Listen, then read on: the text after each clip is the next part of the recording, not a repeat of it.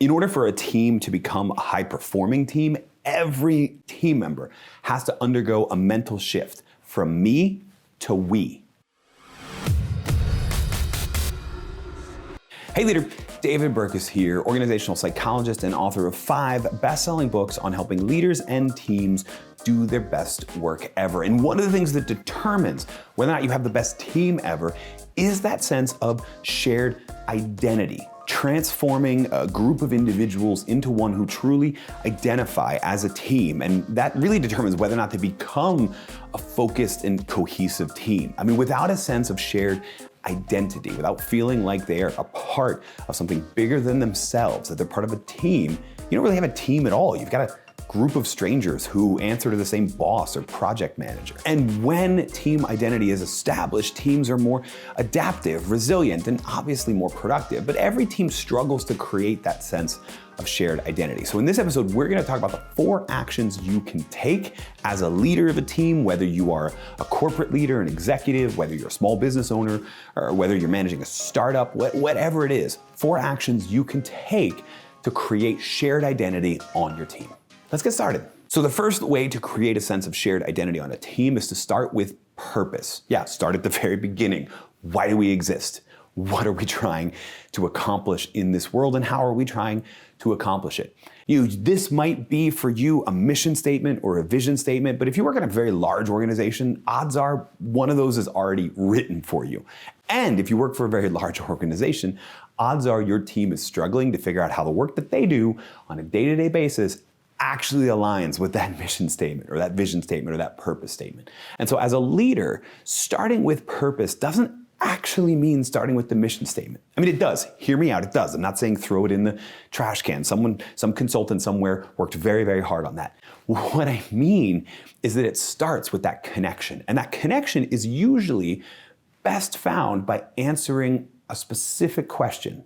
Not why do we do what we do, but who is served by the work that we do. When our team is performing at their best, who benefits from that?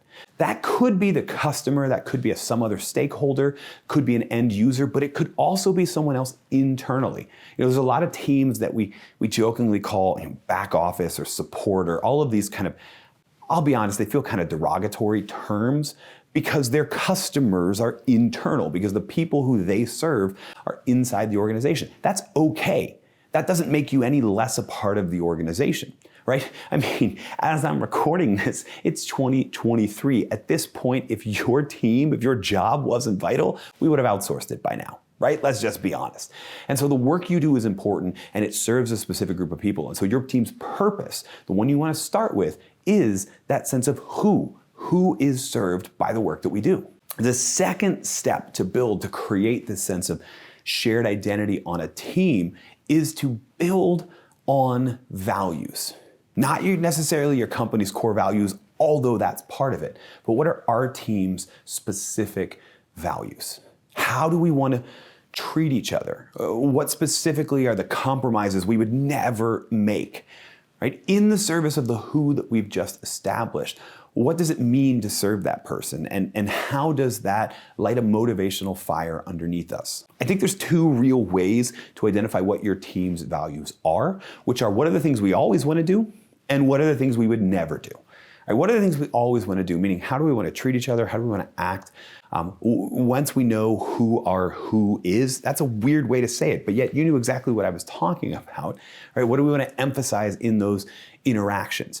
But then also, what would we never do? Because the inverse of that is going to point to our values. Would we never cut corners? We're going to value not doing things that are unethical or what have you, but are there other things, right? Are there moments where we actually want to emphasize the individual, or are there moments where we always want to be emphasizing the team? Where do we fall on that scale? And you can't, by the way, always emphasize the team. Otherwise, you'd end up with people sacrificing their own mental health and what have you. So where do we fall on that scale, and how do we signal to each other when we're shifting in that, right? These are all values conversations. What are the the things as a team that we all share? What are the importances we share? Honesty, integrity, maybe it's a sense of justice, whatever it is, we want to get at that through what are the things we're always going to emphasize, what are the things we're always going to do and be grateful to be doing, and what are the things we're going to never do. And if we do that, we can build on our purpose with that sense of values, those things that we all share, and that'll help create that sense of shared identity. The third step, third stage, if you will, in creating shared identity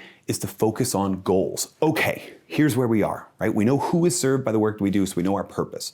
We know our values that we all share because we've built them out of that sense of purpose. Great. Now, looking to serve that person, looking to accomplish what we're going to accomplish, what does that look like? What are our goals?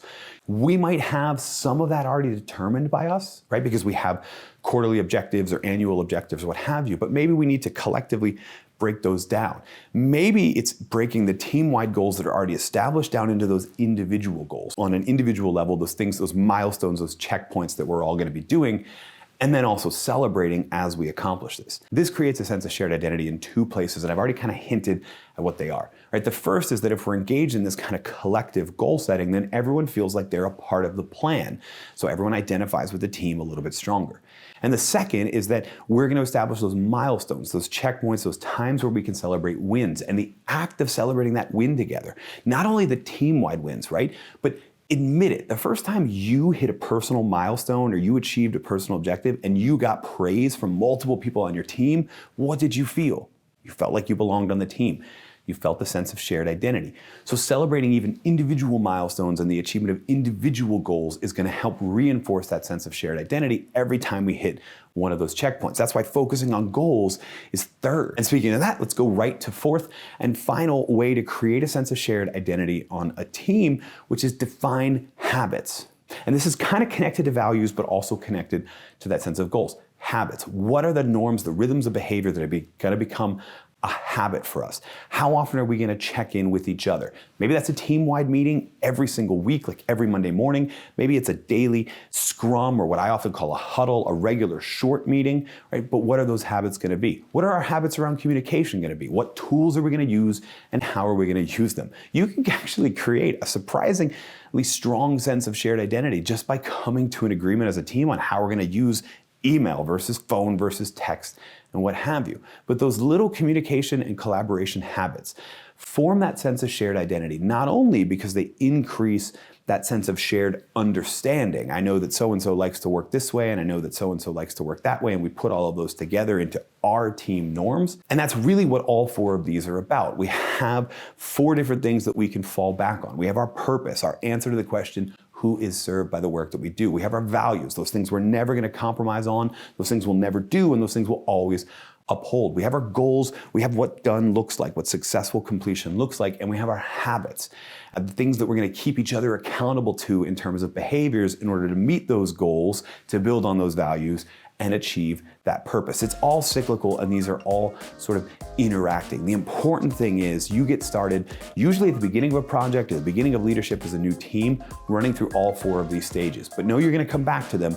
You're going to fall back to them often, because when a team hits a setback, when a team hits a struggle, they don't fall back to their own individual abilities, right? They fall down to the level that they as a team have developed shared identity. And if you as a leader have helped them build that sense of shared identity, well, then you're going to help them be able to do, no matter the circumstances, help that team do their best work ever. Oh, and one more thing. Depending on where your team is, that sense of building a purpose, you may be able to arrive at a great who is served question right away, but it may take a little bit more work. And when you need to fall back on purpose, you might have to do a little bit more than just reread the who.